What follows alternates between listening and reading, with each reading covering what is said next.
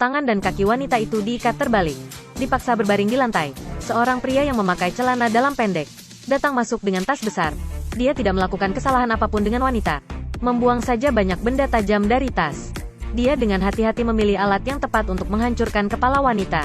Setelah menemukan palu dan pahat yang berguna, pria membiarkan wanita mengucapkan kata-kata terakhir dia. Wanita itu memohon padanya untuk melepaskannya. Dia masih memiliki seorang putri yang berusia beberapa tahun menunggunya di rumah. Tetapi pria itu tidak peduli. Mengambil alat itu dan mengarahkannya ke kepala wanita itu dan siap menghancurkannya.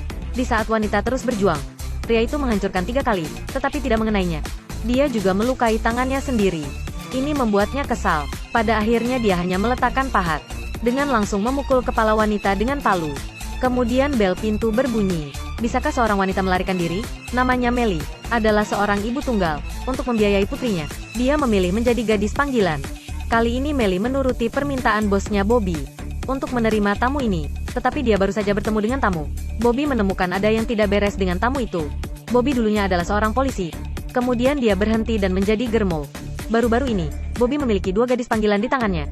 Menghilang setelah dijemput. Bobby berpikir bahwa beberapa saingan menculik orangnya.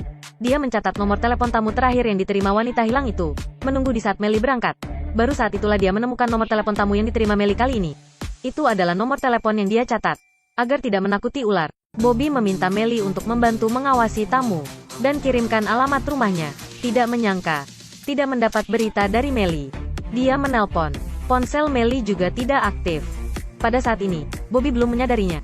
Tamu itu bukan saingan, tetapi seorang pembunuh mesum. Melly di sisi lain adalah sama. Ketika dia pertama kali datang ke rumah si pembunuh, merasa ada yang aneh. Orang ini tidak tahu kunci rumahnya. Dia mencoba berkali-kali untuk membuka pintu. Dan anjing peliharaannya terus menggonggong padanya. Sayang sekali Melly melihat situasi ini. Belum memikirkan tempat yang menakutkan. Dia membuat alasan untuk pergi ke toilet setelah dia masuk. Dia ingin mengirim alamat di sini ke Bobby. Tetapi teleponnya tidak ada sinyal. Dia ingin membuka jendela untuk mendapatkan sinyal. Tanpa diduga, bagian luarnya disegel dengan batu bata. Melly akhirnya menyadari bahwa ada sesuatu yang tidak beres. Dia ingin pergi.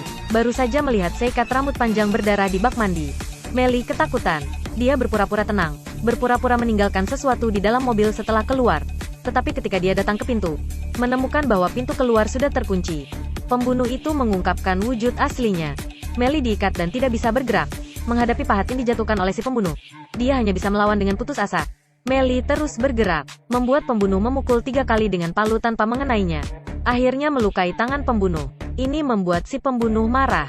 Dia hanya meletakkan pahat, dengan langsung menghancurkan kepala Melly dengan palu. Dia ingin terus berlanjut. Siapa tahu bel pintu tiba-tiba berbunyi. Pengunjung adalah teman dari pemilik rumah. Tetapi tidak mengenal si pembunuh di depan ini. Ternyata si pembunuh membunuh pemilik rumah. Menempati rumahnya. Jadi dia tidak bisa mengenal kuncinya. Pembunuh menipu suami dan istri ke rumah mereka. Kenapa kau terus menggangguku? Melakukan semua ini, pembunuh keluar lagi untuk berurusan dengan mobil mereka. Tidak sengaja bertabrakan dengan mobil lain di jalan. Dan pemilik mobil itu adalah Bobby yang mencari Melly di mana-mana. Darah dari si pembunuh dan suaranya. Bobby dengan cepat menilai. Dia adalah tamu yang diterima Melly kali ini. Bobby mengangkat teleponnya dan menelpon nomornya. Ponsel si pembunuh ternyata berdering. Takut hal-hal terungkap, si pembunuh dengan cepat kabur. Tetapi dia mana bisa berlari melewati mantan polisi Bobby. Tidak butuh waktu lama bagi Bobby untuk menundukkannya ke tanah. Tepat ketika Bobby hendak membawa si pembunuh kembali untuk diinterogasi, seorang polisi nyata muncul. Dia menangkap Bobby yang berpura-pura menjadi polisi, membawa dia kembali ke kantor polisi dengan pembunuh yang ditangkap.